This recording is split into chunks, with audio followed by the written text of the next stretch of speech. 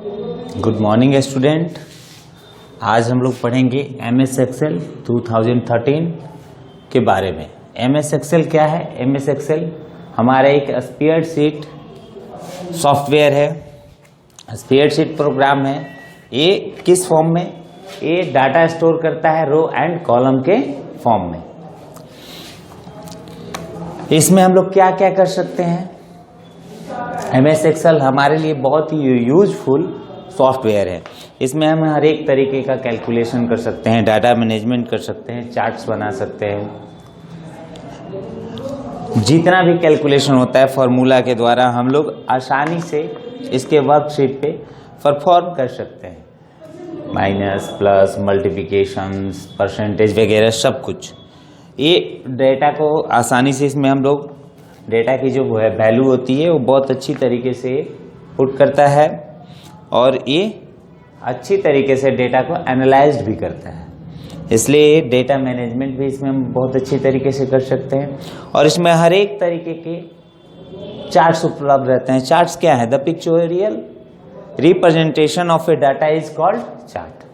अगर ग्राफिकल रूप से किसी भी डेटा को हम प्रेजेंट करते हैं तो उसको हम लोग चार्ट करते हैं। तो इस चार्ट में भी हमारे डेटा को प्रेजेंट कर देता है। तो सबसे पहले हम लोग जानेंगे कि MS एक्सेल को ओपन कैसे करते हैं। MS एक्सेल को ओपन करने के लिए सबसे पहले हमें click on start button, start button पे क्लिक करते हैं हम लोग। उसके बाद click on all programme,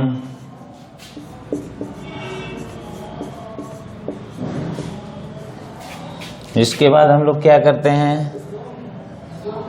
click on MS office,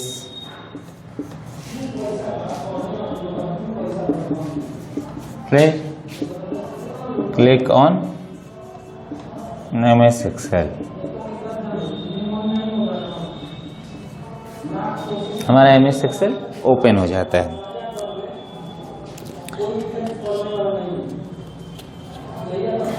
इसके बाद हम लोग जानेंगे component of MS Excel. MS Excel में क्या क्या कंपोनेंट्स होते हैं? हमारे MS एक्सेल में पहला होता है quick access tool bar. Quick access tool bar में हमारा जैसे कि MS वर्ड पीछे हमने पढ़ा है, MS पावर पॉइंट पढ़ा है, सब में कि MS एक्सेल में भी वही चीज आपका होता है, सेव, अंडो, रेडो और प्रिंट। दूसरा आता है टाइटल बार। जैसा कि हम लोग सभी जानते हैं टाइटल बार सिर्फ हमें टाइटल दिखाता है उस वर्कबुक का जिसपे हम काम कर रहे होते हैं। थर्ड आता है हमारा रिबन। रिबन में आपका 8 टैब होता है, file, home, insert, page layout, formulas, data, review and view. इसके बाद आता है सेल नेम, वहाँ पे आपका सेल का नेम दिखाता है। सेल, इसके बाद active cell, cell pointer, formula bar, row, column, sheet tab, status bar. सबसे पहले आपका हम बताते हैं आपको सेल नेम बॉक्स।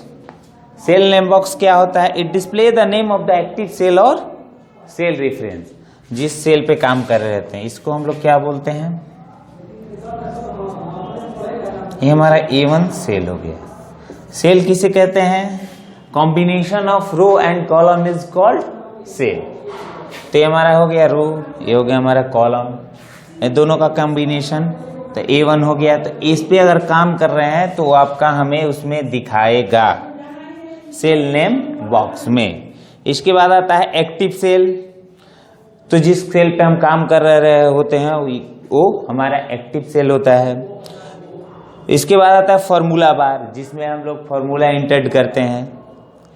फिर रो, रो क्या होता है? They are horizontal line of cells label as number 1, 2, 3, 4, 5।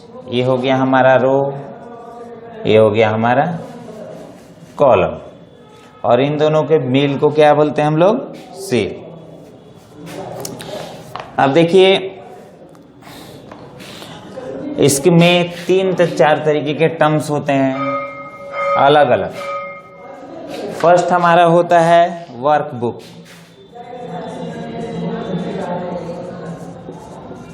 Second हमारा वर्कशीट, थर्ड हमारा कॉलम,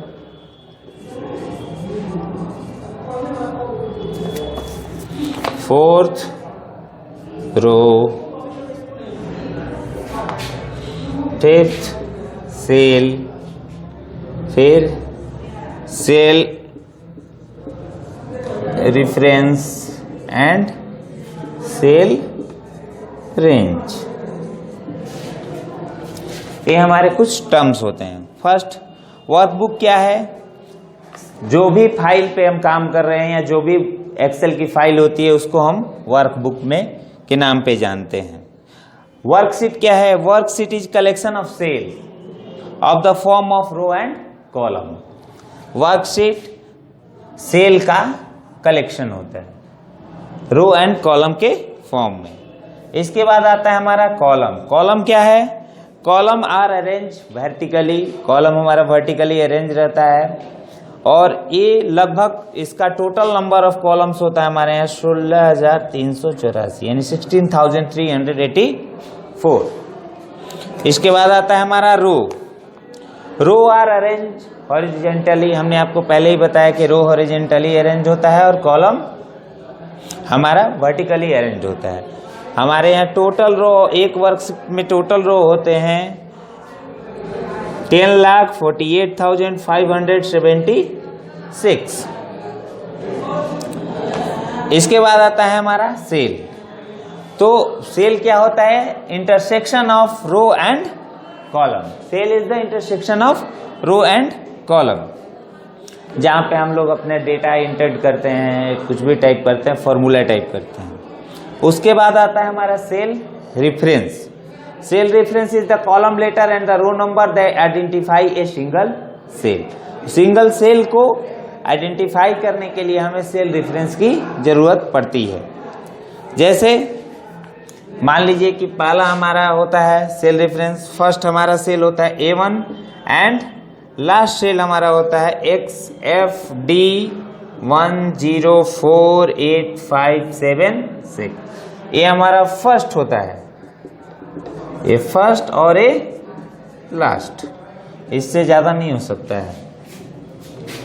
इसके बाद आता है सेल रेंज। सेल रेंज क्या होता है? एक साथ में 8-10 सेल्स को सेलेक्ट करना। मान लीजिए कि A1 से लेके हम A4 तक, तो ये हो गया हमारा सेल रेंज। या A1 से लेके B6 तक, ये हमारा सेल रेंज हो गया। मतलब सेल को एक ग्रुप में कंटिन्यूअस सेलेक्ट करना, हम उसको बोलते हैं सेल रेंज। अब selecting and deselecting the cell range आगे पढ़ेंगे हम लोग। Selecting and deselecting the cell range, cell range को कैसे सेलेक्ट और डिसेलेक्ट करते हैं। फर्स्ट में हमें selecting and deselecting the cell range. Cell range को सेलेक्ट और डिससेलेक्ट करने के लिए ज़्यादा कुछ नहीं, पॉइंट को डायरेक्टली एक सेल से लेके दूसरे सेल तक डायरेक्टली अगर बिना छोड़े अगर हम लोग खींचते हैं तो वहाँ तक का हमारा सेल जो है सेलेक्ट हो जाता है। अगर डिससेलेक्ट करना है तो एक ही बार में बाहर कहीं भी क्लिक करेंगे तो हमारा जो है सेल डिससेलेक्ट हो जाएगा। अगर हमको टोटल कॉलम को सेलेक्ट करना है तो उसके लिए शॉर्टकट की होता है CTRL प्लस स्पेस बार। अगर टोटल रो को सेलेक्ट करना है तो उसके लिए हमारा शॉर्टकट की होता है शिफ्ट प्लस स्पेस बार।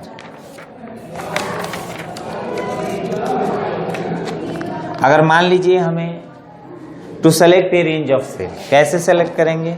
सबसे पहले मान लीजिए कि किसी भी सेल को सेलेक्ट करते हैं, जैसे B2 to C4 सेलेक्शन करना है, तो click on the B2 cell. B2 cell पे पहले क्लिक करेंगे, click and drag to the mouse C4। Directly B2 पे क्लिक करने के बाद C4 जब मेरा यहाँ है तो डायरेक्टली यहाँ पे ले जाके यहाँ तक ले आएंगे माउस को और माउस बटन को छोड़ देंगे, वो हमारा सेल रेंज सेलेक्ट हो जाएगा।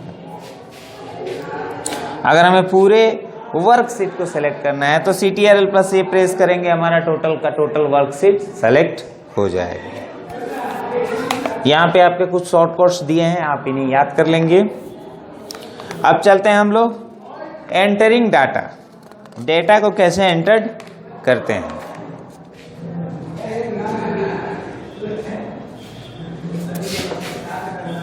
तो किसी भी, मान लीजिए कि ये हमारा एक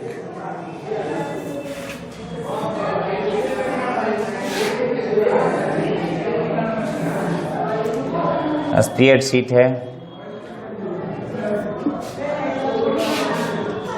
ये हमारा हो गया ABCD, ये 1 2 3 4। तो मान लीजिए कोई भी करना है तो फर्स्ट में हम नंबरिंग कर लेते हैं किसी भी चीज़ का। तो फर्स्ट में हमारा रो में आ जाता है नंबर, सेकंड में हम नाम डाल देते हैं, मान लीजिए क्रिकेट, फुटबॉल या बास्केटबॉल।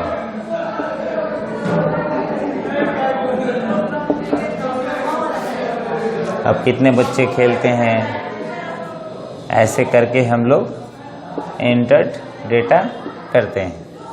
एक रेंज में डेटा की एंट्री करते हैं हम लोग।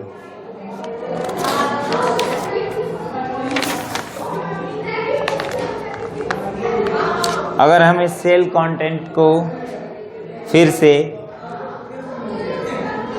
एडिटिंग करना है तो डायरेक्टली उस सेल पे क्लिक करेंगे, उस डेटा को डिलीट करेंगे या फिर जो भी करना है बोल्ड, इटैलिक, अंडरलाइन वगैरह करके उसे हम लोग बना सकते हैं। या फिर डायरेक्टली हम लोग F2 प्रेस करेंगे, आप वहाँ से आके डेटा को डायरेक्टली इंटर कर सकते हैं।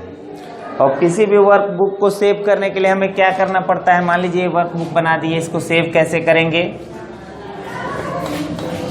या तो हम डायरेक्टली CTRL+S प्रेस करेंगे, सेव ऑप्शन के लिए आपका शॉर्टकट की होता है। CTRL+S प्रेस करेंगे, नेम द वर्कबुक,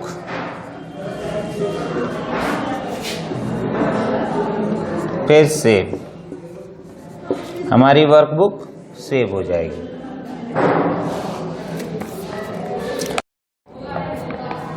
तो नेम देंगे वर्कबुक का और उसको सेव ऑप्शन से सेव कर लेंगे। ये हमारा शॉर्टकट की के द्वारा हो गया। दूसरा, हम फाइल बटन पे क्लिक करेंगे, वहां से सेव ऑप्शन को चूज करेंगे,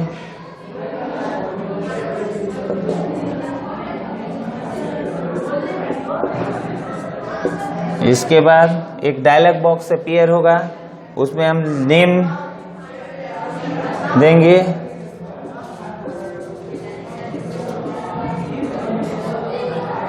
फिर सेव बटन पे क्लिक करेंगे, हमारी फाइल सेव हो जाएगी। अब किसी भी वर्कबुक को क्लोज करने के लिए हमें क्या करना पड़ता है, तो इसके लिए सबसे आसान तरीका है Alt+F4 प्रेस कीजिए, वर्कबुक क्लोज हो जाएगी। नहीं तो आप फाइल मेनू में जाएंगे और वहां से क्लोज बटन को चूज करेंगे तो हमारी जो है वर्कबुक क्लोज हो जाएगी। अगर एक सेव किया हुआ हमें अगर वर्कबुक ओपन करना हो तो क्या करेंगे, तो ओपनिंग ए वर्कबुक कैसे करेंगे हम लोग,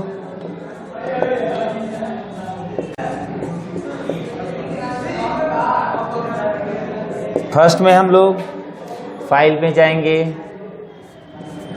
फाइल के बाद वहां ओपन पे क्लिक करेंगे, फिर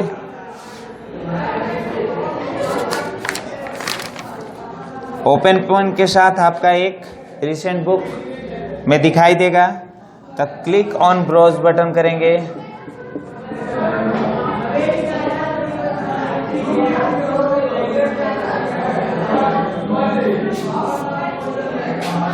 वहाँ से सेलेक्ट द लोकेशन, जिस पाथ में आपने रखा है, जो भी जहाँ भी आपने रखा है उस लोकेशन को सेलेक्ट करेंगे हम लोग। लोकेशन को सेलेक्ट करने के बाद वहाँ से फाइल को सेलेक्ट करेंगे।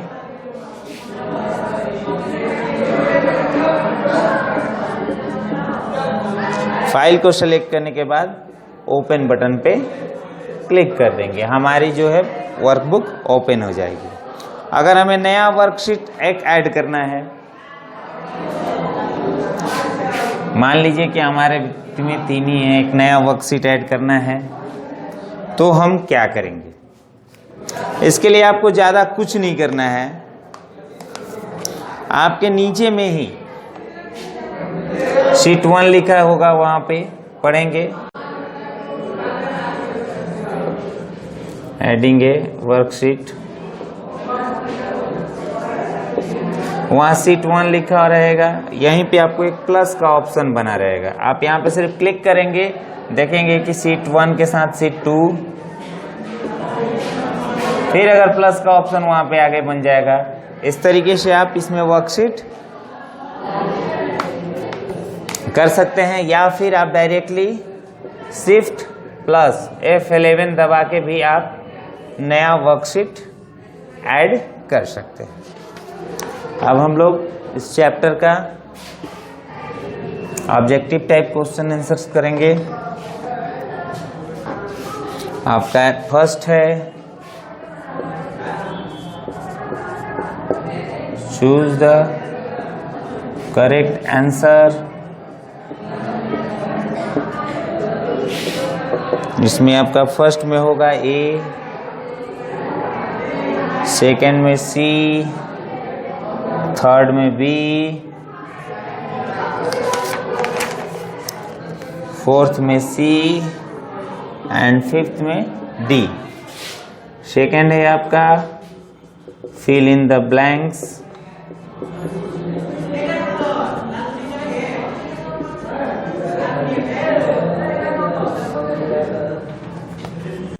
फर्स्ट ये आपका होगा 10,48,576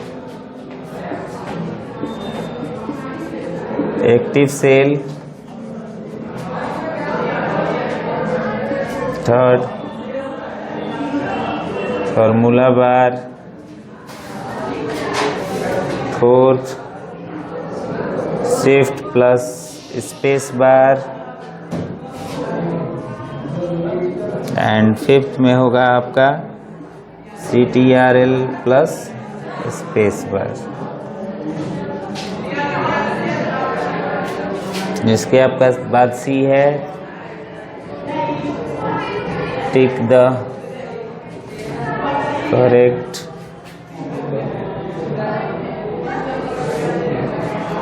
ट्रू फॉल्स।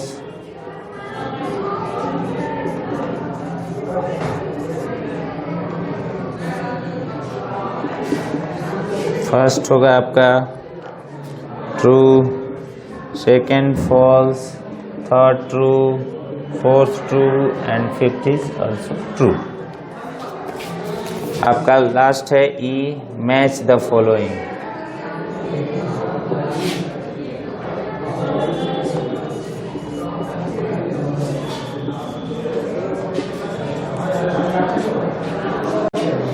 आपका 1 का होगा ई, 2 का होगा डी, 3 का बी, 4 का सी, 5 का ए।